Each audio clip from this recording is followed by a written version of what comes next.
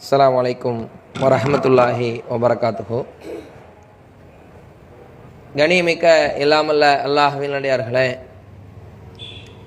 சென்ற தொடரில் நபிகள் நாயகம் ஸல்லல்லாஹு அலைஹி வஸல்லம் மெஹராஜ் பயணம் குறித்து அதில் உள்ள சில படிப்பினைகள் குறித்தும் நாம் பார்த்தோம். அடுத்தபடியாக நபிகள் நாயகத்தினுடைய அந்த வாழ்க்கை வரலாற்றில் அல்லாஹுவின் தூதருடைய அந்த ஹிஜ்ரத்து பயணம் இடம்பெறுகிறது. அந்த ஹிஜ்ரத்து பயணத்திற்கு கொஞ்சம் முன்னாடி சில மக்கள் இஸ்லாத்தை ஏற்று அல்லாஹுடைய தூதரிடத்தில் உடன்படிக்கை எடுக்கிறார்கள். ரெண்டு விதமாக இஸ்லாத்தை ஏற்கிறாங்க. ஒன்று, ரசூலுல்லாஹ்வுடைய அந்த ரகசியமான பிரச்சாரத்தின் மூலமாக இஸ்லாத்தை ஏற்கிறார்கள் வெளியூர்வாசிகள். இன்னொன்று, அல்லாஹுடைய தூதர் வெளியூர்களுக்கு ஆள் அனுப்பி அவர்களுக்கு இஸ்லாம் குறித்து குர்ஆன் குறித்து விழிப்புணர்வை ஏற்படுத்தி அந்த மக்கள் அல்லாஹுடைய தூதரிடத்தில் உடன்படிக்கை எடுக்கிறார்கள். இந்த உடன்படிக்கை அகபா என்ற ஒரு இடத்தில் நடைபெறுகிறது. இதை வரலாற்றில் அகபா உடன்படிக்கை என்று சொல்வார்கள். இந்த அகபா உடன்படிக்கை 2 கட்டமாக நடந்தது. முதல் அகபா, இரண்டாவது அகபா. இந்த விஷயங்களை இன்றைக்கு நம்ம பார்க்க இருக்கிறோம். அல்லாஹ்வுடைய தூதர் ஸல்லல்லாஹு அலைஹி வஸல்லம் இந்த பிரச்சாரத்தை செய்து கொண்டிருக்கும் பொழுது மதீனாவிலிருந்து சில மக்கள் அப்படியே அல்லாஹ்வுடைய தூதருடைய பிரச்சாரத்தால் ஈர்க்கப்படுறாங்க. அல்லாஹ்வுடைய தூதருடைய அந்த ஏகத்துவ கொள்கையின்பால் ஈர்க்கப்பட்டு நபிகள் நாயகம் ஸல்லல்லாஹு அலைஹி வஸல்லம் அவர்களை சந்தித்து இஸ்லாம் குறித்த கேள்விகள் எல்லாம் கேட்டு இந்த மக்கள் இஸ்லாத்தை ஏற்றுக்கொள்கிறார்கள்.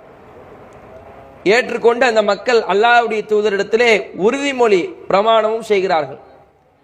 அல்லாஹ் மீது ஆணையாக, நாங்கள் அல்லாஹ்விற்கு இணை கற்பிக்க மாட்டோம், திருட மாட்டோம், விபச்சாரம் செய்ய மாட்டோம், எங்களுடைய குழந்தைகளை நாங்கள் கொல்ல மாட்டோம், இட்டுக்கட்டு புனைந்து அவதூறை நாங்கள் சொல்ல மாட்டோம் என்று அந்த மக்கள் முதலாவது அகபா என்ற அந்த இடத்தில் முதலாவது உடன்படிக்கை செய்யும் பொழுது அல்லாஹ்வுடைய தூதர் ஸல்லல்லாஹு அலைஹி வஸல்லம் இடத்துல இவ்வளவு உடன்படிக்கைகளை அவர்கள் செய்கிறார்கள். அப்போ ஒரு குழுவினர்கள் இப்படி இஸ்லாத்தை ஏற்கிறாங்க. இது ஒரு புறம் நடக்குது. அவர்களாக தன்னார்வமாக மதீனாவாசிகள் இஸ்லாத்தை ஏற்றுவிட்டு செல்கிறார்கள். இப்போ அவங்களுக்கு தாவா செய்யறதுக்கு ஆள் வேணும்ல. ஒரு மணி நேரம் 2 மணி நேரம் கிட்ட சந்திப்புனா எவ்வளவுதான் அவங்க கத்திருப்பாங்க? கம்மியான விஷயங்களை தான் கத்திருப்பாங்க. அப்ப அதை கத்துட்டு ரசூலாட்ட உறுதிமொழி எடுத்துட்டு அவங்க அவங்களுடைய ஊருக்கு போயிடுறாங்க. இப்ப அவங்களுக்கு நிலைய மார்க்கத்தை சொல்லணுமே. அப்ப அதுக்கு நபிகள் நாயகம் ஸல்லல்லாஹு அலைஹி வஸல்லம் சில நபி தோழர்களை எடுத்து முஸைப் பின் உமைர், அப்துல்லாஹ் இப்னு உம்மி மக்தூம், இந்த 2 நபி தோழர்கள் ஆரம்ப காலகட்டத்திலே மதீனாவுக்கு ஹிஜ்ரத் போயிட்டாங்க. ரசூலுல்லாஹ்வுக்குலாம் முந்தி ஆரம்ப காலகட்டத்தில் ரசூலுல்லாஹ்லாம் பின்னாடி தான் ஹிஜ்ரத் செய்கிறாங்க. ஆரம்பத்தில் முதலாக ஹிஜ்ரத்தை மேற்கொண்டவர்கள் இந்த 2 பேர், அப்துல்லாஹ் இப்னு உம்மி மக்தூம், முஸைப் பின் உமைர். இந்த 2 நபி தோழர்களும் மதீனாவிற்கு சென்று அல்லாஹ்வின் தூதர் சொல்லக்கூடிய அந்த கொள்கையை சொல்லி மக்களை அழைக்கிறார்கள். திருமறை குர்ஆனுடைய வசனங்களை சொல்லி மக்களை அழைக்கிறார்கள். அதுக்கப்புறம் தான் உமர் இப்னு கத்தாப் போறாங்க, யாசிர் போறாங்க, அம்மார் போறாங்க, பிலால் ரலியல்லாஹு அன்ஹு இவர்கள்லாம் அதற்கு பின்னாடி 2வது செட்டா தான் போறாங்க. ஃபர்ஸ்ட் டீம் இந்த 2 பேர் தான். இப்படி ஒரு டீம் என்ன செய்யறாங்க? ஹிஜ்ரத்துக்கு போறாங்க. மதீனாவிற்கு சென்று அங்கிருந்து உள்ள மக்களை ஏகத்துவத்தை சொல்லி ரசூலுல்லாஹ்ட்ட பையத் செய்ய வைப்பாங்க. இப்படி ஒரு குரூப் 2 விதமா. ஒன்னு, தன்னார்வமா ரசூலுல்லாஹ்ட்ட கத்துக்கிறாங்க, அவர்களுக்கு மார்க்கத்தை போதிக்கணும். ரசூலுல்லாஹ் ஒரு 4-5 பேர் சேர்த்து என்ன செய்யறாங்க? ஒரு இடத்துக்கு அனுப்புறாங்க. சில பேர் அபிசீனியாவுக்கு ஹிஜ்ரத் செய்யறாங்க. அபிசீனியா மன்னர் கிறித்துவ மன்னர். அவர் என்ன பைலா சட்டத்திட்டத்தை வச்சிருந்தாருன்னா, என் நாடு நான் கிறித்துவ மன்னர் தான், ஆனா இஸ்லாத்தை எந்த இந்த பிரச்சனையும் இல்லை, நீங்க உங்களுடைய வணக்க வழிபாடுகளை செய்து கொள்ளலாம். ஒரு டெமோக்ரஸி கண்ட்ரி மாதிரி அவர் அவருடைய ஆட்சியை வச்சிருந்தாரு. அவன் சில நபி தோழர்கள் உஸ்மான் ரலியல்லாஹு அன்ஹு அவர்களும் நபிகள் நாயகத்தினுடைய அந்த மகளை ருக்கையா அவர்களை திருமணம் செய்த அந்த தருணத்தில் 2 பேரும் என்ன செய்யறாங்க? அவங்க அபிசீனியாவுக்கு ஹிஜ்ரத் செய்யறாங்க. உஸ்மான் அவங்களும் அவங்களுடைய மனைவியும். இப்போ அபிசீனியாவுக்கு ஹிஜ்ரத் நடக்குது, மதினாவுக்கு ஹிஜ்ரத் நடக்குது. தன்னார்வமாக வந்து ரசூலுல்லாஹ்விட்ட சில பேர் மார்க்கத்தை கேட்கிறார்கள். இந்த அபிசீனியாவுக்கு ஹிஜ்ரத் செய்தவர்கள் பிற்காலத்தில் ரசூலுல்லாஹ் மதினாவுக்கு வர்றாங்கன்னு தெரிஞ்சோன்னா அவங்க அபிசீனியாவிலிருந்து மதினாவுக்கு வந்துடுறாங்க. ஃபர்ஸ்ட் ஹிஜ்ரத் அபிசீனியாவுக்கு, ரெண்டாவது மதினாவுக்கு. இந்த உஸ்மான் இவங்க கூட இருக்கிறவங்க சில பேர் இந்த மாதிரி 2 ஹிஜ்ரத் என்ன செய்யறாங்க, அவங்க அடைகிறாங்க. எப்போ ரசூலுல்லாஹ் மதினாவுக்கு வந்தாங்க அப்படின்னு செய்தி தெரிஞ்ச உடனே அபிசீனியாவிலிருந்து மதினாவுக்கு வந்துடுறாங்க. அப்போ இப்படியே காலம் போய்கிட்டு இருக்குது. இப்போ ஏற்கனவே ரசூலுல்லாஹ் ஒரு குழுவினர்கள் அனுப்பி இஸ்லாத்தை சொல்லிட்டாங்கல்ல மதினாவில், அவங்கள சில பேர் இஸ்லாத்தை ஏற்கிறாங்க. இஸ்லாத்தை ஏற்று அல்லாஹ்வுடைய தூதரை சந்தித்து ஒப்பந்தம் பேசணும், என்ன சில விஷயங்களை அல்லாஹ்வுடைய தூதரத்தில் சந்திக்க வேண்டி இருக்கிறது என்பதை அவர்கள் உணர்ந்து என்ன செய்யறாங்கன்னா காஃபிர்களோடு சேர்ந்து ஹஜ்ஜுக்கு வராங்க. அப்ப அவன் ஹஜ்ஜு வணக்க வழிபாடுன்னு சிலதை வச்சிருந்தா நம்ம இந்த தொடரினுடைய ஆரம்ப முதல் உரையில பார்த்தோம். நிர்வாணமாக காபாவை சுத்தி வருவது, சிலையை வழிபட்டது, இந்த மாதிரி உள்ள ஹஜ்ஜுன்னு வச்சிருந்தான் வழிபாட்டினை. அப்ப அதை செய்வதற்காக அல்லாஹ்வுடைய தூதரை நம்பிக்கை கொண்ட இந்த முஸ்லிம்கள் காஃபிர்களோடு நம்ம கலந்து போயிடுவோம் மக்காவுக்கு, அங்க போய் எப்படியாவது முகமது நம்ம பார்த்துருவோம், தனியா பார்த்து டீல் பண்ணிக்கிறோம்னு சொல்லி காஃபிர்களோடு சேர்ந்து வர்றாங்க. ஒரு 73 ஆண்கள், இஸ்லாமிய ஆண்களும் ஒரு 2 பெண்களும் மதீனாவில் இருந்து காஃபிர்களோடு அல்லாஹ்வுடைய தூதரை ரகசியமாக சந்திப்பதற்காக 73 ஆண்களும் 2 பெண்களும் என்ன செய்யறாங்க, அல்லாஹ்வுடைய தூதரை சந்திக்க வர்றாங்க. இந்த சந்திப்பு வரலாற்றில் மிக முக்கியமான ஒரு சந்திப்பு. இதைத்தான் அக்கபா, 2வது அக்கபான்னு சொல்லுவாங்க. முதல்ல அக்கபா அங்க முடிஞ்சிருச்சு, இது 2வது அக்கபா. சுவாரஸ்யமான சம்பவங்கள் இருக்கிறது இந்த உடன்படிக்கையில தான். அப்ப அந்த மக்கள்லாம் வந்து முடிவு செய்யறாங்க, அல்லாஹ்வுடைய தூதரை எப்படியா சந்திக்கணும். எப்படி வெளிப்படையா சந்திக்க முடியாது. அவ என்ன செய்யலாம், நம்ம ஹஜ்ஜுன்னு சொல்லி வந்துட்டோம், நோக்க ஹஜ்ஜு கிடையாது, முகமதை தான் சந்திக்கணும். ரசூலாவுக்கும் தகவல் சொல்லிடுறாங்க, அவங்கள சந்திக்கிறாங்க, இத்தனை பேர் வந்திருக்கிறோன்னு. உடனே மக்கள் முடிவு பண்றாங்க, ஒரு பிறை 12 அன்னைக்கு, அந்த மாசத்துல ஹஜ்ஜினுடைய மாசத்துல பிறை 12 அன்னைக்கு இரவு, நள்ளிரவு, கடைசி இரவுல சந்திப்போம். ஏன்னா மேக்சிமம் பார்த்தீங்கன்னா கடைசி இரவுல தான் தூக்கம் அதிகமாக இருக்கும். 1 மணி 2 மணிக்கெலாம் நான் முடிப்பேன்னு சொல்லுவாங்க, 3-4 மணிக்கெலாம் ஆள் படுத்துருவாங்க. அப்போ கடைசி இரவு வந்து மனிதர்கள் எப்போவுமே தூங்கக்கூடிய ஒரு இரவாகத்தான் இருக்கும். அப்போ அதை கணக்கிலிட்டு இவங்க சொல்கிறாங்க, நம்ம 12வது பிறை 12ல் ஹஜ்ஜினுடைய மாசத்துல என்ன செய்வோம், கடைசி இரவுல போய் ரசூலுல்லாஹ் சந்திப்போம், ரகசியமாக சந்திப்போம் அப்படின்னு தீர்மானம் போடுறாங்க. ரசூலுல்லாஹ் ஓகே அப்படின்னு சொல்லி இந்த மக்கள் எல்லாம் காத்திருக்கிறாங்க, அல்லாஹ்வுடைய தூதர் வருவாங்கன்னு. பக்கத்துலலாம் கூடாரம், மக்கால் உள்ள மக்கள், மதீனாவில் உள்ள மக்களும் இருக்கிறாங்க, மக்கால் உள்ள மக்களும் இருக்கிறாங்க. அவங்களுக்கு தெரிஞ்சதுன்னா சாப்டர் க்ளோஸ், நைட்டோட நைட்டா போர் மூன்றும். அவர்களுக்கு தெரியாம ஒரு கணவாயில், அகபாங்கிற ஒரு இடத்துல ஒரு கணவாயில் என்ன செய்யறாங்க, இந்த 73 ஆண்களும் 2 பெண்களும் ஒன்று கூடி உட்கார்ந்து இருக்கிறாங்க. ரசூலுல்லாஹ் எப்போ வருவாங்க, ரசூலுல்லாஹ் எப்போ வருவாங்க. அல்லாஹ்வுடைய தூதர் ஸல்லல்லாஹு அலைஹி வஸல்லம் தன்னுடைய சிறிய தந்தை அப்பாஸ் அவர்களுடன் வருகிறார்கள். ரசூலுல்லாஹ் மறைஞ்சு வர்றாங்க, ரகசியமா நடக்குது இந்த ஒப்பந்தம், வெளியே பகிரங்கப்படுத்த முடியாது. 2 பேரும் வந்து அந்த ஒப்பந்ததாரத்தில் வந்து உட்கார்ந்து இருக்கிறாங்க. அப்பாஸ் அவங்க முஸ்லீம் கிடையாது. அப்போ இருந்தாலும் நம்மளுடைய அண்ணன் பையன் என்ன பண்றான், என்ன கொள்கையை சொல்றான், மதீனாவுக்கு போகணும்னு விரும்புறான், அந்த பாசம் இருக்கும்ல, அந்த பாசத்திற்காக நோட்டமிடுவதற்காக கூட வர்றாங்க. ரசூலுல்லாஹ் கூட்டு வந்த உடனே அல்லாஹ்வுடைய தூதர் அவங்க இருக்கிறாங்க, அந்த மக்கள் பெண்கள் எல்லாம் ஆண்கள் எல்லாம் இருக்கிறாங்க. ரகசியமா ஒரு இடத்துல இருக்கும் பொழுது அப்பாஸ் அவங்க முதல்ல பேசுறாங்க. சொல்றாங்க அப்பாஸ் அவங்க, இங்க பாருங்க, முகமது எங்கள்கிட்ட மதிப்புக்குரியவராக தான் இருக்காரு, எந்த பிரச்சனையும் இல்லை, நாங்கள் அவரை நல்லா தான் பார்த்துக்கிறோம், பாதுகாப்பாக வச்சிருக்கிறோம், இந்த இரவு வரையிலும் ஒரு கண்ணியமாக பாதுகாப்பாகத்தான் இருக்கிறாரு. இருந்தாலும் உங்களோடு வரணும்னு ஆசைப்படுறாங்க, மதீனாவுடைய மக்களோடு வாழ வேண்டும், வசிக்க வேண்டும் என்று அவர் விரும்புகிறார். எனவே அவருடைய விருப்பத்தை நீங்கள் பூர்த்தி செய்யணும்னா கண்ணியத்தோடு நீங்கள் அவரை வச்சுக்கணும், அவருக்கு எந்த மதிப்பு மரியாதை இல்லாமல் நீங்கள் பார்த்துக்கணும், கரெக்டாக மதிப்போடு வச்சுக்கணும், குறைஞ்சிடக்கூடாது எந்த மதிப்பும், பாதுகாப்பாக அவரை வச்சுக்கணும். இப்படி நீங்கள் வைத்துக் கொள்வீர்களா என்று அப்பாஸ் அவங்க கேட்குறாங்க. அப்போ இங்கே உள்ள மக்கள்லாம் ரசூலுல்லாஹ் ரொம்ப ஈமான் கொண்ட மக்கள், அவங்க அதுக்கு பதில் சொல்கிறாங்க, கதை சமீகனா மா குல்த, அப்பாஸ் நீங்கள் என்ன சொன்னீங்களோ அதை நாங்கள் கேட்டுட்டோம், விடுங்க. ஃபத்த கல்லிம் யா ரசூலுல்லாஹ், அல்லாஹ்வுடைய தூதரே நீங்கள் பேசுங்கள். ஃபஹுத் லி நஃப்ஸிக வலி ரப்பிக மா அஹ்பப்த, முகமதே, அல்லாஹ்வுடைய தூதரே, நீங்கள் எதை விரும்புகிறீர்களோ, உங்களுடைய அல்லாஹ்வுக்காகவும் உங்களுக்காகவும் எதை நீங்கள் விரும்புகிறீர்களோ எல்லாவற்றையும் நீங்கள் எங்களிடத்திலிருந்து எடுத்துக்கொள்ளுங்க. கவலையப்படாதீங்க. நீங்க என்னவற்றெல்லாம் எங்களிடத்தில் விரும்புகிறீர்களோ உங்களுடைய இறைவனுக்காகவும் உங்களுக்காகவும் நீங்கள் எங்களிடத்திலிருந்து அதை எடுத்துக்கொள்ளலாம் என்று அந்த மதீனாவாசிகள் அந்த ரகசிய கூட்டத்தில் தெரிவிக்கிறார்கள். இது ஒரு பக்கம் நடக்குது. அடுத்து இந்த ஒப்பந்தத்தில் ஒவ்வொரு ஆளா எழுந்து ரசூலோட பேசுறாங்க. ஒருத்தர் எழுந்திருக்கிறார், பரா இப்னு மரூர் ரலியல்லாஹு அன்ஹு. இவங்க எழுந்து சொல்றாங்க, அல்லாஹ்வுடைய தூதரே, எங்களை நாங்கள் பாதுகாப்பது போன்றே உங்களை நாங்கள் பாதுகாப்போம், மாற்று கருத்து இல்லை. சாதாரண ஆட்கள் நாங்கள் கிடையாது, போர் கவச உடைகளை செய்யக்கூடிய ஒரு வீர வம்சம் நாங்கள் என்று வீர முழக்கம் விடுறாங்க.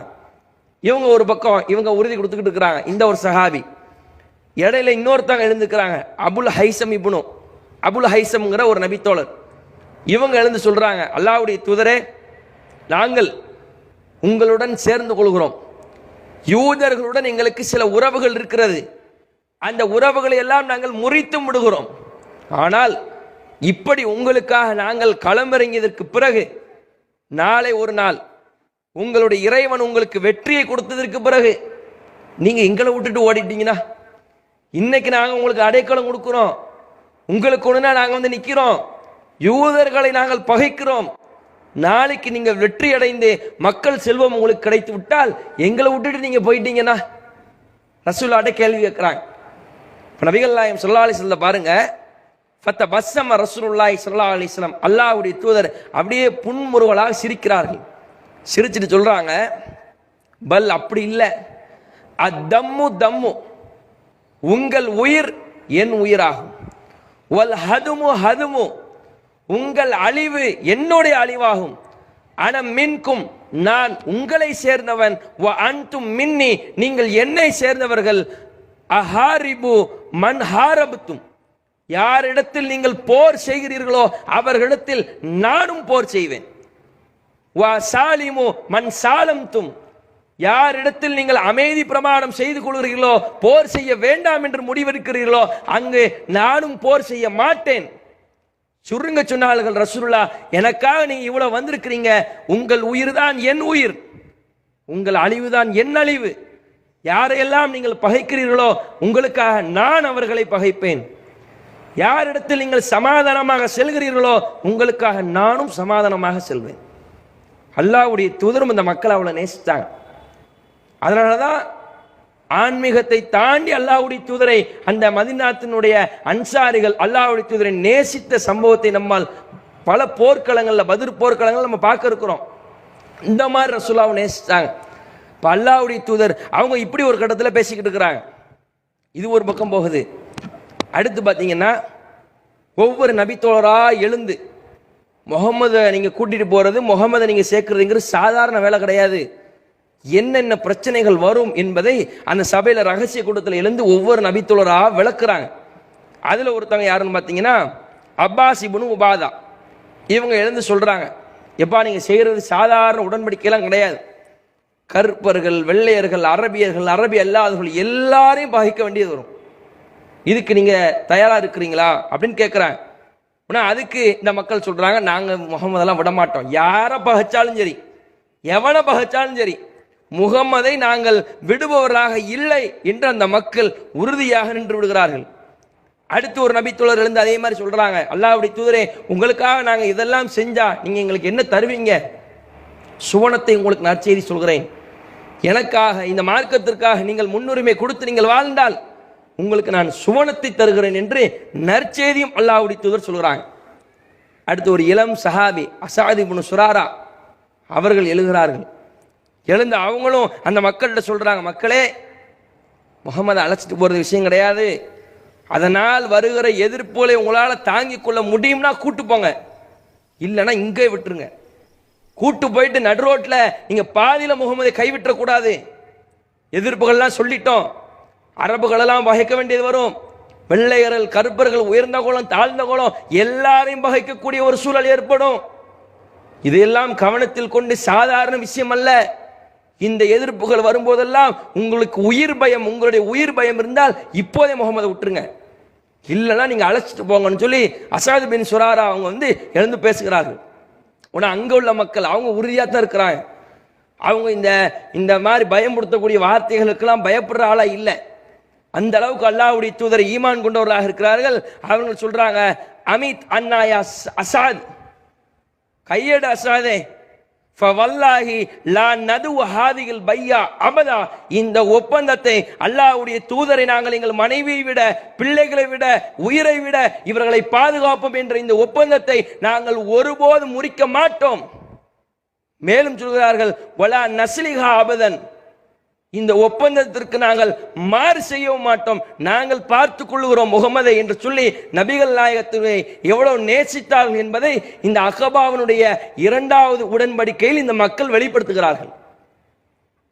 அல்லாஹ் எவ்வளவு உறுதி பாருங்க.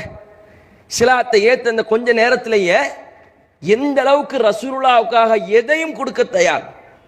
நீங்க எதை நேசிக்கிறீங்களோ எடுத்துக்கோங்க, யாரையும் பகைக்க தயார்.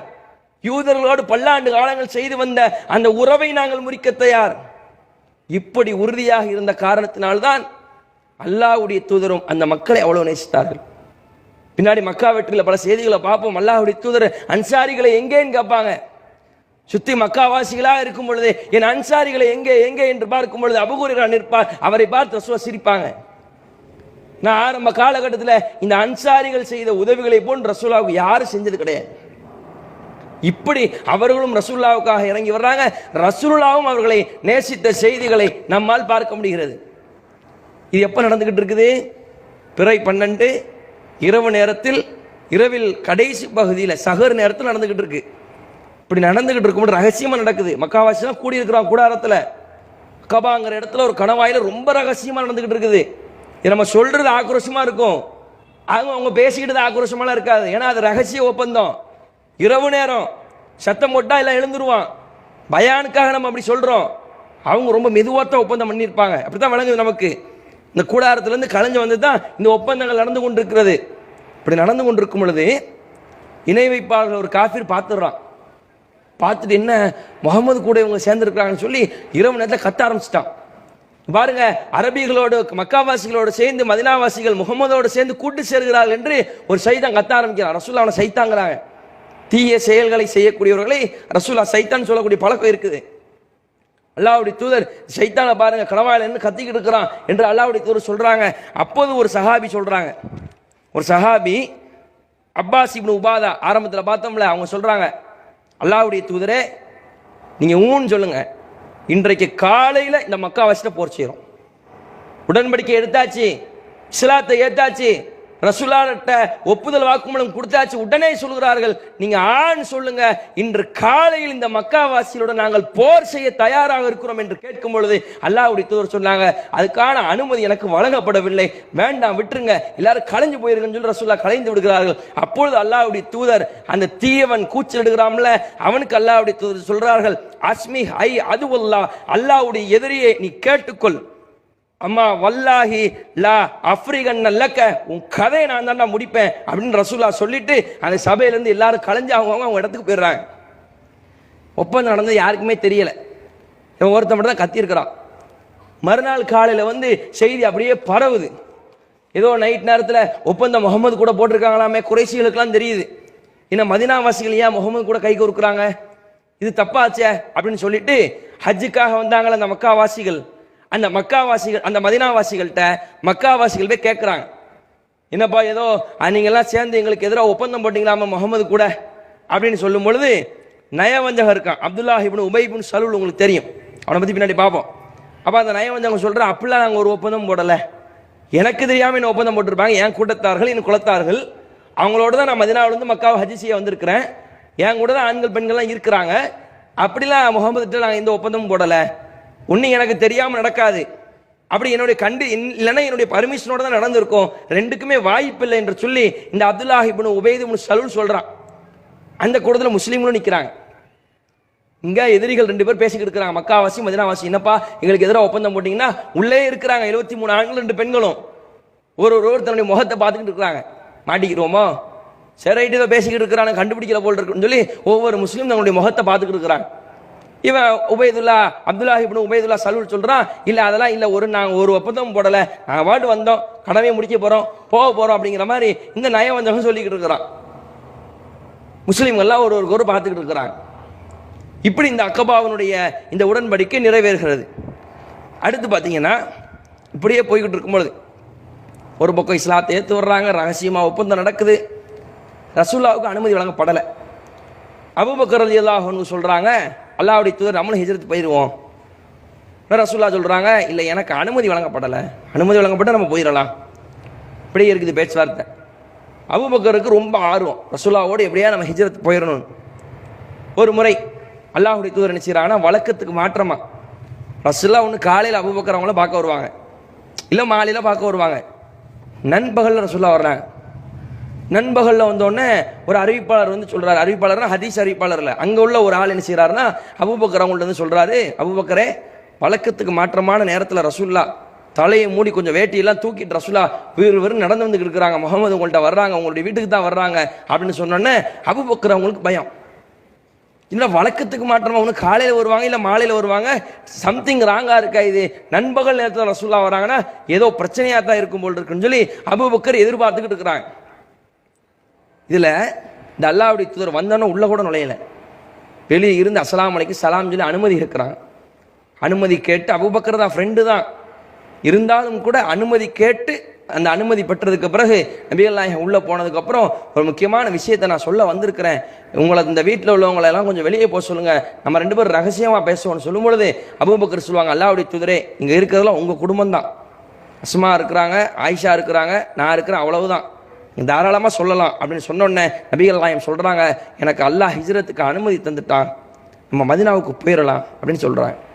இதை கேட்ட உடனே அபூபக்கர் அவங்களுக்கு ரொம்ப சந்தோஷம்.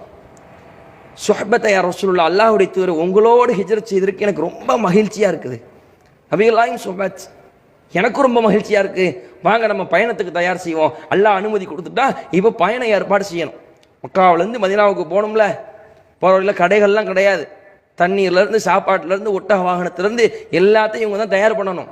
நீண்ட நெடிய பயணம், பாலைவன பயணம், குளிர் வெயில் பயணம், இந்த மாதிரி இருக்கும் பொழுது அந்த பயணத்துக்கான ஏற்பாடுகளை செய்யும் பொழுது அபூபக்கர் அவங்க சொல்கிறாங்க, அல்லாஹ்வுடைய தூதரே என்ற 2 ஒட்டகம் இருக்குது, பயணம் செய்யக்கூடிய நல்ல தரமான 2 ஒட்டகம் இருக்குது, நான் ஒன்று வச்சுக்கிறேன், நீங்கள் ஒன்று வச்சுக்கோங்க. ஃப்ரெண்ட்ஸ் சொல்லுவாங்களே, கொடைக்கானல் போகணுண்டா அப்படின்னா என் 2 பைக் இருக்குது, அத்தா பைக் இருக்குது, என் பைக் இருக்குது, நீ ஒன்றுக்கு பெட்ரோல் போட்டு நான் போயிட்டு வருவோம் அப்படின்னு சொல்லுவோம்ல, இந்த மாதிரி அபூபக்கர் அவங்க சொல்கிறாங்க 2 ஒட்டகம் இருக்குது, நான் ஒன்று வச்சுக்கிறேன், நீங்கள் ஒன்று வச்சுக்கோங்க, அல்லாஹ்வுடைய தூதரே வாங்க நம்ம போவோம் ஹிஜ்ரத்துக்கு போயிடுவோம்னு சொல்லும்பொழுது ரசூலுல்லாஹ் இல்லை நான் அதை விலை கொடுத்து வாங்கிக்கிறேன், இலவசமாக வேண்டாம்னு சொல்லி ரசூலுல்லாஹ் விலை கொடுத்து வாங்குறாங்க. என்ன காரணம்னா இஸ்லாத்தினுடைய முதல் ஹிஜ்ரத், இஸ்லாத்திற்காக நாடு துறந்து போகிறாங்க, அதில் என்னுடைய பொருளாதார பங்களிப்பு இருக்கணும். இலவசமாக பெற்ற மார்க்கெட்டில் தப்புலாம் கிடையாது, வாங்கிட்டு போகலாம், அதனுடைய நன்மைகள் ஒரு பகுதி பக்கர் அவங்களுக்கு போயிடும். பொருளாதாரத்தை செலவு செய்த நன்மை ரசூலுல்லாஹ் கிடைக்காது, ஏன்னா இலவசமாக தானே வாங்கியிருக்கிறாங்க. அல்லாஹ்வுடைய தூதர் என்ன பார்க்குறாங்க, இஸ்லாத்தினுடைய முதல் ஹிஜ்ரத், இதில் என்னுடைய பங்களிப்பு இருக்கணும், என்னுடைய பொருளாதாரம் இதில் செலவு செய்யப்பட்டிருக்கணும். ஒரு முறை தானே ஹிஜ்ரத் பண்ண முடியும், போயிட்டு திருப்பி வந்தால் அது 2வது ஹிஜ்ரத் ஆயிருமே, முதல் தடவை தான் இந்த புரட்சியை செய்ய முடியும் என்பதற்காக அதில் என்னுடைய பங்களிப்பு இருக்க வேண்டும் என்று சொல்லி ரசூலுல்லாஹ் நண்பராக இருந்தாலும் அவரே இலவசமாக தாரேன் என்று சொன்னாலும் கூட பணத்தை கொடுத்து ரசூலுல்லாஹ் ஒட்டகத்தை வாங்கிட்டு ஒட்டகம் தயாராயிருச்சு. இவன் அபூபக்கர் அவங்க வீட்டுக்கு போகிறாங்க, வீட்டுக்கு போய் சாப்பாடு கட்டிக்கிட்டு இருக்கிறாங்க, தண்ணிலாம் ரெடி பண்ணி, சாப்பாடு கட்டு சாதனம் தானே கட்டிட்டு போகணும், கடையெல்லாம் வாங்க முடியாதுல்ல அந்த காலத்தில். அப்போ சாப்பாடை ரெடி பண்ணிக்கிட்டு இருக்கிறாங்க. யாருன்னா அஸ்மா பின்த் அபி பக்கர், ரசூலுல்லாஹ் அபூபக்கருக்கு 2 மகள், அதில் ஒன்று உங்களுக்கு தெரியும் ஆயிஷா அவங்க, இன்னொருத்தங்க அஸ்மா அவங்க. அப்போ அஸ்மா என்ன செய்கிறாங்கன்னு சொன்னால் இந்த பயணத்துக்காக எல்லா சாப்பாடுகளையும் கட்டிக்கிட்டு இருக்கிறாங்க. அப்போ இடுப்பில் அவங்கள்ட்ட ஒரு கயிறு இருக்குது, கச்சு கயிறுன்னு சொல்லுவாங்க. ரசூலுல்லாஹ்க்காக எல்லாருக்கும் சாப்பாடு செய்யும் பொழுது அதை கட்டுவது கயிறு இல்லை, கயிறு இல்லைங்கும் பொழுது அஸ்மா அவங்க என்ன செய்யறாங்கன்னா அதை எடுத்து 2ஆ பிரித்து அதை கட்டு சாதனத்தை கட்டுறாங்க. அதான் கச்சி உடையவள் அவங்களுக்கு பேர். அஸ்மா அவங்களுக்கு பேர் வரலாற்றை சொல்லும் பொழுது 2 கச்சி உடையவள்னு ஒரு பேர் இருக்குது. இந்த பேர் வர்றதுக்கான காரணம் இதுதான். கயிறு இல்லைன்னா நம்ம எப்படி புரிஞ்சுக்கணும்னா அபூபக்கர் பணக்காரங்க தான், 2 ஒட்டகம் வச்சிருக்கிறாங்களே, பணக்காரங்களா இருக்கிறனால கயிறு கூட இல்லாத வருமானம் இல்லை. இந்த ஹிஜ்ரத்துக்கு அவங்க 5000 6000 திர்ஹத்தை எடுத்துட்டு போனாங்க. கயிறு ஏன் கிடைக்கலன்னு சொன்னால் ஒரு அவசரத்துக்கு நமக்கு ஒரு பொருள் கிடைக்காது. இப்போ திடீர்னு இந்த ஸ்க்ரீனை கட்டணும்னு வைங்க, இல்லை ஒரு கம்பை கட்டணும்னு வைங்க, வீட்டில் கயிறு கிடைக்காது. நம்ம தான் கயிறு வாங்கிட்டு வந்துருப்போம், பூரா 60 ரூபா கொடுத்து. தேவைப்படுற நேரத்தில் கிடைக்காது. எங்கேயாவது தூக்கி வச்சுருப்போம், ஒரு செலோ டேப் வச்சுருப்போம், ஒரு பேப்பர் கிழிஞ்சிரும். ஒட்டணும் செலோ டேப் ஆகிடுன்னு சொன்னால் செலோ டேப் காணாது. அதுக்காக நம்மளோட செலோ டேப் இல்லாத அளவுக்கு நம்ம வறுமையில் இருக்கணும்னு அர்த்தம் கிடையாது. இல்லை, அந்த நேரத்தில் இல்லை அந்த பொருள், அதை போய் தேடிக்கிட்டு இருக்க முடியாது, அவசரமான நேரம். இந்த மாதிரி நேரத்தில் தான் என்ன செய்கிறாங்க, அஸ்மா அவங்க அந்த தன்னுடைய கச்சை எடுத்து 2 கிழிச்சு என்ன செய்கிறாங்க, அந்த சாதனத்தை கட்டி பயன்படுத்தி கொடுக்குறார்கள். 5000 6000 திர்ஹத்தை ஹிஜ்ரத்துக்காக எடுத்து போகிறாங்க. இப்போ அபூபக்கருடைய அந்த தந்தை அபு குஹாஃபா உள்ள வர்றாங்க. உள்ள வந்து அவங்க சொல்கிறாங்க, இந்த மாதிரி எல்லாத்தையும் நீ எடுத்துகிட்டு போயிட்டா எப்படி, எங்களுக்கும் ஏதாவது வேணும் தானே அப்படின்னு சொல்கிறாங்க. அபு குஹாஃபா யாருன்னா கண்ணு தெரியாத ஒரு முதியவர், அபூபக்கர் அவங்களுடைய வாப்பா. அப்போது இவங்க அபூபக்கர் அவங்க என்ன செய்கிறாங்கன்னா அஸ்மா அவங்கள்ட்ட சொல்கிறாங்க. அஸ்மா அவங்க என்ன செய்கிறாங்கன்னா சில திருகத்தை எடுத்து தட்டு மாதிரி செஞ்சு அதுக்கு மேலே கொஞ்சம் கல்லெல்லாம் வச்சு அதுக்கு மேலே திருகத்தை போட்டால் கொஞ்சம் திருகம் அதிகமாக இருக்கிற மாதிரியே இருக்கும். ஃபுல்லாக கீழே கல், மேலே மட்டும் கொஞ்சம் பரப்பி விட்டா அதுக்கு மேலே ஒரு துணியை போட்டால் என்ன தெரியும், தொட்டு பார்த்தா திருகம் இருக்கிற மாதிரியே தெரியும். கண்ணு தெரியாத ஆள் தானே இவங்க, தொட்டு தான் கண்டுபிடிக்க முடியும். தொட்டு பார்க்கும்போது ஒரு 2 வரிசையில் திருகம் இருந்துச்சுன்னா கீழே இருக்கிற 6 வரிசையில் திருகம் இருக்குன்னு தான் நினைப்பாங்க. அவன் அந்த அடிப்படையில் இப்படி ஒரு செட்டப்பை செஞ்சு பார்க்குறாங்க. அப்படி அவங்க அபு குஹாஃபா தொட்டு பார்க்குற செய்திகள்லாம் இருக்குது. ஆனால் அபூபக்கர் எதையுமே வச்சுட்டு போல, எல்லா திருகத்தையும் என்ன செஞ்சாங்க, ஹிஜ்ரத்துக்காக நம்ம முதல் பயணம் செய்யறேன்னு சொல்லி கொண்டு போயிடறாங்க. அஸ்மா அவங்களுக்கு வருத்தம்லாம் இல்லை, எவ்வளோ பணத்தினாலும் கொண்டு போங்க, இவரை கூட்டு போயிடக்கூடாது, கண்ணு தெரியாத முதியோராக இருக்கிறாங்க, ஹிஜ்ரத்துக்கு வான்னு சொல்லி எல்லாரும் வாங்க கிளம்புன்னு சொல்லிட்டு அது ரொம்ப கஷ்டமாக இருக்கும். நீங்கள் போயிட்டு வாங்க, நீங்கள் பணத்தை எடுத்தாலும் பிரச்சனை இல்லை, இவங்கள விட்டுருங்க, இவங்களுக்கு உடம்பு சரி இல்லாமல் இருக்கிறாங்க, கண்ணு தெரியாமல் இருக்கிறாங்கன்னு சொல்லி அந்த நினைப்பில் தான் அஸ்மா அவங்க இருக்கிறாங்க. இந்த நேரத்தில் ஆயிஷா ரொம்ப சின்ன பிள்ளைன்னு நமக்கு வழங்குது. ஆயிஷா ரலியல்லாஹு அன்ஹா, ஏன்னா அவங்களோட ரோலே இல்லை. ஒரு பக்கம் பயண ஏற்பாடு, ஒரு பக்கத்தில் அடுத்த சீனை பார்த்தீங்கன்னா காஃபிர்கள்லாம் ஒன்று சேர்ந்து காபால வந்து லாத் உசாவி மீது சத்தியம் செய்து முகம்மதை கண்ட இடத்துல கொண்டுறணும், ஷூட்டிங் ஆடுற மாதிரி, பார்த்தோன்னே சுடும்பாங்கல்ல அந்த மாதிரி எங்கே முகமது பார்த்தாலும் கொண்டுருவோம் அப்படிங்கிற ஒரு முடிவுக்கு வர்றாங்க. தனியாக பார்த்துட்டோம்னா கூட்டத்தில் விட்டுறணும், தனியாக முகமது பார்த்துட்டோம்னா நம்ம கொண்டுறணும் ஒரு முடிவு எடுக்கிறாங்க. இந்த முடிவு எடுத்துட்டு இதை ஃபாத்திமா அவங்க பார்க்குறாங்க. ரசூலுல்லாஹ்வுடைய அன்பு மகள் ஃபாத்திமா அவங்க பார்த்துட்டு அழுது கொண்டே ரசூலுல்லாஹ்ட்ட வர்றாங்க. என் தந்தையே, காஃபிர்கள் உங்களை கண்ட இடத்தில் கொல்ல வேண்டும் என்று சொல்லி உறுதிமொழி பிரமாணம் எடுத்துக்கொண்டிருக்கிறார்கள் என்று சொல்லி அழுகுறாங்க. உடனே நபிகள் நாயகம் ஸல்லல்லாஹு அலைஹி வஸல்லம் தண்ணீர் எடுத்துட்டு வாமான்னு சொல்லி அல்லாஹ் எடுத்து ஒரு ஒளி செஞ்சுட்டு தொழுக இடத்துக்கு போய் ரசூல் ஸல்லல்லாஹு அலைஹி வஸல்லம் அவங்க தொழுதுட்டு மண்ணை அள்ளி அந்த காஃபிர்களின் மூஞ்சிலே எறிகிறார்கள். யாரின் மீது இந்த மண் பட்டுச்சோ, மண் துகள் பட்டுச்சோ, அவர்கள் எல்லாம் பத்ர் போர்க்களத்திலே கொல்லப்பட்டார்கள் என்று வரலாற்று ஆசிரியர்கள் பதிவு செய்கிறார்கள். இந்த அளவுக்கு ரசூலாவை கொலை செய்யணும் முடிவு எடுத்துட்டாங்க. கடைசி கட்டத்தில் இவரை கொன்னுறணும் பார்த்தா அப்படிங்கிற ஒரு முடிவு எடுக்கிறாங்க. இது ஒரு பக்கம். அடுத்து அல்லாஹ்வுடைய தூதர் கிளம்புறாங்க. இவங்க ஹிஜ்ரத் செஞ்சு போறாங்கிறது மக்கால உள்ள யாருக்கும் தெரியாது. தெரிஞ்சது யாருக்கெல்லாம், அல்லாஹ் எல்லாத்தையும் அறிந்தவன், பொதுவான விஷயம். அபூபக்கர் அவங்களுக்கு தெரியும், ரசூலுல்லாஹ்வுக்கு தெரியும், ஆஸ்மா அவங்களுக்கு மட்டும் தான் தெரியும், அபு குஹாஃபா அந்த குடும்பத்துக்கு மட்டும் தான் தெரியுமே ஒழிய யாருக்கும் தெரியாது. அலி போன்ற முஸ்லீம்களுக்கு தெரியும். இப்போ என்ன செய்யறாங்க, எப்போ கிளம்புறாங்க, இப்படி ஒரு பயணம் அவங்களுக்கு இருக்குதா, இப்படி முகமது போக போறாரா, எந்த செய்தியும் மக்கத்து காஃபிர்களுக்கு தெரியாது. இப்போ என்னனால இப்போ இவங்க இங்கேருந்து போகணும். இவன் என்ன பிளான் பண்ணிட்டான், ரசூலாவை கொல்லணும் பிளான் பண்ணிட்டான். எப்போனாலும் இந்த ரசூலாவை கொண்டுருவாங்க. இந்த நேரத்தில் நபிகள் நாயகம் என்ன செய்யறாங்கன்னா, வழக்கமாக இரவு நேரத்தில் எங்கே படுப்பார்களோ அந்த படுக்கையில் அலி ரலியல்லாஹு அன்ஹு தன்னுடைய மருமகன் என்ன செய்யறாங்க, படுக்க வைத்து விட்டு நபிகள் நாயகம் கிளம்பிடுறாங்க. நபிகள் நாயகம் அபூபக்கர் அவங்களும் இந்த ஒட்டகம் சாப்பாடுலாம் எடுத்துட்டு பயணத்துக்கு கிளம்பிடுறாங்க. யாருக்கும் தெரியாது, ரகசியமாக மறைஞ்சு மறைஞ்சு போகிறாங்க. இங்கே யார் படுத்திருக்கிறா, அலி ரலியல்லாஹு அன்ஹு படுத்திருக்கிறாங்க. என்ன செஞ்சுட்டாங்க காஃபிர்கள் என்றால், ரசூலுல்லாவை கொல்வதற்காக சுற்றி சரௌண்ட் பண்ணிட்டாங்க வீட்டை. ரசூலாவோட அறையை சரௌண்ட் பண்ணி ரசூலாவை கொல்லணுங்கிறதுக்காக கதை உடச்சிட்டு உள்ளே போய் பார்க்குறாங்க. போர்வையெல்லாம் இழுத்து பார்த்தா அலி ரலியல்லாஹு அன்ஹு படுத்திருக்கிறாங்க. இவனுக்கு ஆச்சரியம், என்னடா முகமது படுக்கிற இடத்துக்கு வந்தோம், முகமதை இன்னைக்கு நைட்டோட நைட்டாக கொன்னா எல்லா வேலையும் முடிஞ்சுன்னு சொல்லி வந்தோம், என்னடா அலி உள்ள படுத்திருக்கிறாரு அப்படின்னு சொல்லி இவனுக்கு ஷாக்கு. எங்க முகமதான்னு கேட்குறாங்க, எனக்கு தெரியலங்கிறாங்க. இவங்களுடைய டார்கெட்டு முகமது தான். முஸ்லீம்களை பொதுவாக டார்கெட் வைக்கல, முகமதை கொண்டுட்டா இவனு சரியாயிருவானுங்க. முகமது தானே வந்து இந்த புது கொள்கையை சொல்லி இவங்களாம் ஈர்த்தான். தலைவனை அடிச்சா மத்தாள் கீழே அமைதியாக இருப்பாங்கிறனால ரசூலுல்லாஹ் முகமது எங்கன்னு கேட்குறாங்க. இல்லை, எனக்கு முகமதை பற்றி ஒன்றும் தெரியாது, அப்படின்னு சொன்ன உடனே அவங்க என்ன செய்யறாங்க, அலி அவங்கள விட்டுட்டு முகமதை கான், முகமது தப்பித்து விட்டார் என்ற செய்தி என்ன செய்யுது மக்கத்து காஃபிர் இடத்துல பரவக்கூடியதை பார்க்குறோம். அப்போ அல்லாஹ் ஒரு வசனத்தை இறக்குறான் பாருங்க, இது எம்குருபிக்கல்லதீன கஃபரு, இணை வைக்கக்கூடியவர்கள் முகமதே உமக்கு எதிராக அவர்கள் சூழ்ச்சி செய்தார்கள், லி யுஸ்பித்துக்க உம்மை சிறைப்பிடிப்பதற்காக வேண்டும், அவு யக்துலுக்க மேலும் உன்னை கொலை செய்ய வேண்டும் என்பதற்காகவும், அவு யுஹ்ரிஜுக்க அல்லது உன்னை ஊரை விட்டு நீக்கம் செய்ய வேண்டும் என்று சொல்லி அவர்கள் உனக்கு எதிராக சூழ்ச்சி செய்ததை முகமதை நீங்கள் நினைத்து பாருங்கள். இப்படி சூழ்ச்சி செஞ்சான், கொல்லன்னு சூழ்ச்சி செஞ்சான், காப்பாத்தினது யாரு? அங்க அலியை வச்சுட்டு போக சொல்லணுங்கிற அந்த தந்திரத்தை கொடுத்தது அல்லாஹ். அல்லாஹ் சொல்றான் இப்பெல்லாம் சூழ்ச்சி செஞ்சாங்க, இருந்தாலும் ஒயம் கரூன அவர்களும் சூழ்ச்சி செய்தார்கள், ஒயம் கருல்லா அல்லாஹும் சூழ்ச்சி செய்தான், வல்லாஹு கைரு மாக்கிறேன் அல்லாஹ் சூழ்ச்சியாளனுக்கெல்லாம் மிகப்பெரிய சூழ்ச்சியாளன்.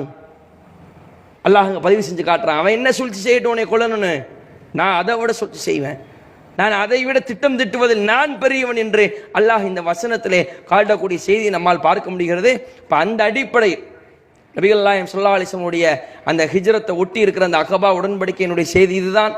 அதனைத் தொடர்ந்து அவருடைய பயண ஏற்பாடுகள் குறித்த இந்த செய்திகளையும் நம்ம இந்த வரலாற்று செய்திகளை பார்த்துருக்குறோம்.